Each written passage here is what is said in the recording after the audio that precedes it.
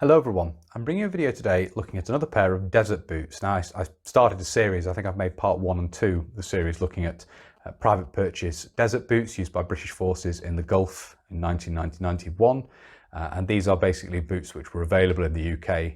The ones we've looked at so far are those which were available for purchase in the UK, were purchased, and there is evidence of them being used. Now, what we're looking at here are a pair of Saudi-made and Saudi-issued desert boots, which were also in some instances private purchased by British soldiers, certainly British officers. It's quite common to see. And this particular pattern are less common to see, I believe. There's certainly a cheaper pattern, it would appear. There were certainly some very nicely made Saudi desert boots available at the time that had a zip in the side and so forth, make them easy to take on and off. But these are one of the examples of Saudi desert boots which were around at the time, which were privately purchased in some instances. So that's what we're going to have a look at in some detail now. So here we have the boots we're going to talk about. These are one example of the various different patterns of boot manufactured out in Saudi Arabia, basically all made of a sort of rough out leather. You find different examples of these. Some of them have the dark coloured soles you have here. Some of them have a sole that's more of the same sort of colour as the rest of the boot. Some of them have zips down the side, some of them don't. Certainly, the majority of those I've seen in British use, certainly by officers, seem to be the slightly more expensive version, which have a zip down the side to allow them to be taken on and off easily. Obviously, you put them on, you lace them up to your fitting, and then you can take them on and off easily using the zip once they're adjusted. These don't have that. They're a much simpler design, but there is evidence in these to show they were worn by a Westerner, given the last name that's written into these, as you'll see. So, as I say, it's just one example of various patterns of Saudi desert boots which were around at the time, and certainly some of them were privately purchased by British soldiers, notably officers, and were worn. And they were certainly a good alternative to the black Kai combat boot, which was around at the time, of course, before the British desert boot arrived on the scene. And to say, this is one example, so we'll have a look at these in some detail now. As you can see, these are made of a rough out, very coarse rough out leather. Indeed, the heel is particularly rough, as you can see there, as is the toe. The uppers here aren't quite as bad.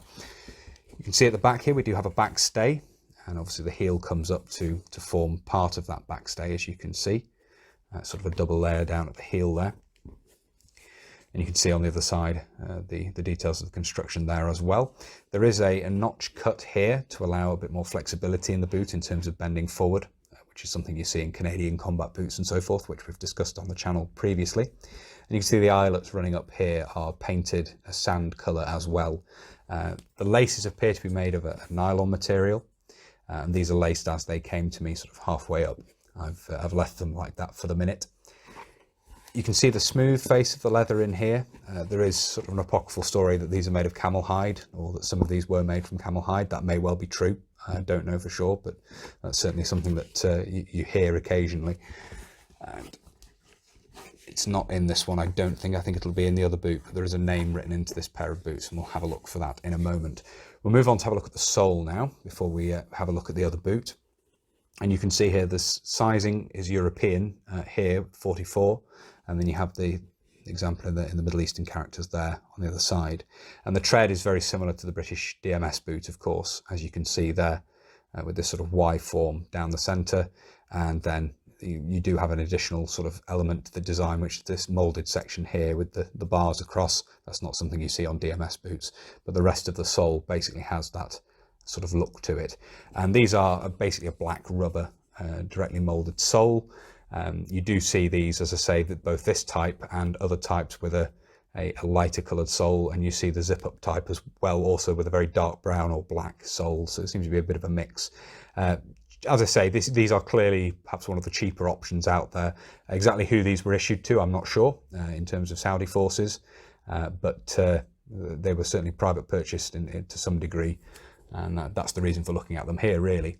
And I believe it is in this boot that we have a name written. We do. So we have the name Maguire written in here, as you can see.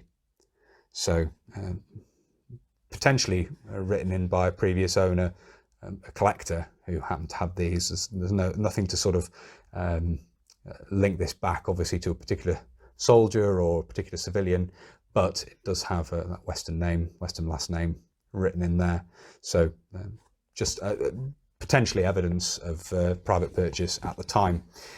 Not worn very much, as you can see. There's really not very much wear on these at all. The leather is very soft, quite thin, certainly compared to sort of combat boots and so forth that I'm used to. Certainly the leather that's used to make these is very, very thin. You can perhaps see just how flexible that is if I drum my fingers on it there, and how supple it is. So just a bit of a contrast there in terms of combat boots. Generally speaking, these are made of a very soft and very thin leather, and I don't think they'd be particularly durable from that point of view. It appears that the stitching and the quality of manufacture isn't terrible, but I think the materials aren't great. I think that's fair to say.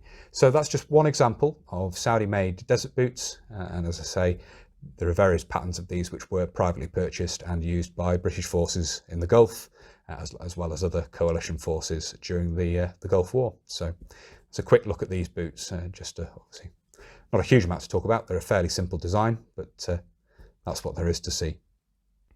So I hope you found it interesting looking at these. I'd be very interested if anyone has more information on which Saudi forces were issued these boots, or if indeed they were issue boots, or simply a cheap type of desert boot that was available for purchase in Saudi Arabia at the time. I don't know a huge amount about the background of these, but certainly that they were available and were in some instances private purchase by coalition forces and used, which is the reason for looking at them. But if anyone has more information on the actual sort of troops that these were issued to in the Saudi military, if they were indeed issued, I'd be very interested to know, or indeed if they were just a sort of privately purchased or privately available desert boot that was around at the time. I'd be very interested to know more details if anyone has details on these. So if you do, please do leave a comment down below. That would be much appreciated. I hope you found it interesting looking at this. If you have and you'd like to see more of this sort of thing, please do consider subscribing to the channel if you haven't already. And whether you're newly subscribing or you've previously subscribed, please do make sure you hit the little bell, the notification button down below. That will of course alert you when I upload future videos. If you really like my uploads and you would like to support the channel, you can. Both Patreon and PayPal are linked down below. And as I always say, a massive thank you to everybody who supports the channel using those two methods. It really is greatly appreciated. Thank you all very much indeed. If you'd like to follow the channel on social media, you can. Facebook, Instagram and Twitter are all linked down below. And if you'd like to get in touch with me, but you don't really use social media, there is of course an email address in the description as well. That's everything for this video. So until next time, bye for now.